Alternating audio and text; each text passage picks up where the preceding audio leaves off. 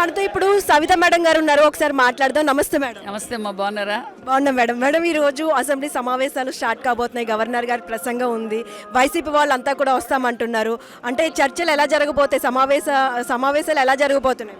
Welcome, అందరికీ welcome చెప్తున్నారు. అందరికీ వెల్కమ్. ఎందుకంటే ప్రజలు మాకు ప్రజాప్రతినిధులుగా ఎన్నుకున్నప్పుడు, అసెంబ్లీ జరిగినప్పుడు, అసెంబ్లీ సమావేశాల్లో ఈ ప్రజల కోసం, భావితరాల భవిష్యత్తు కోసం మరి ఏం చేశాం, ఏం చేయబోతున్నామనే గొప్ప అవకాశం, దేవుడు మాకు ఇచ్చిన గొప్ప అవకాశాన్ని అందరూ ఉపయోగపెట్టుకోండి. ఖచ్చితంగా ఈరోజు 11 గంటలకి, 11వ తారీఖు 11 గంటలకి 11 మందిని కూడా అటెండ్ కమ్మనండి. మేము ఖచ్చితంగా కంటిన్యూస్గా అటెండ్ కమ్మనే చెప్తున్నాం. ఒకవేళ మా తప్పిదాలు ఏమైనా ఉన్నా తెలుసుకుంటాం.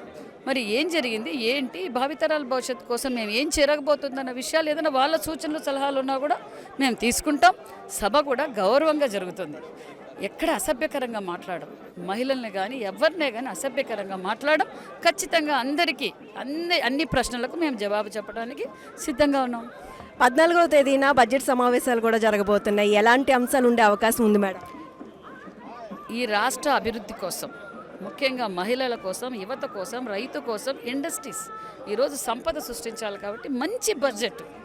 గతం కన్నా ఈ బడ్జెట్ చాలా సంపూర్ణంగా ఉంటుంది. ప్రతి ఒక్కరికి న్యాయం చేసే బడ్జెట్ ఈరోజు 14వ తారీఖు బడ్జెట్ సమావేశంలో. Yes, thank you madam. Yes, YCP వాళ్ళకైతే మేడం వెల్కమ్ చెప్తున్నారు. కెమెరా పర్సన్ సాయితో సుష్మా వైకెన్యూస్.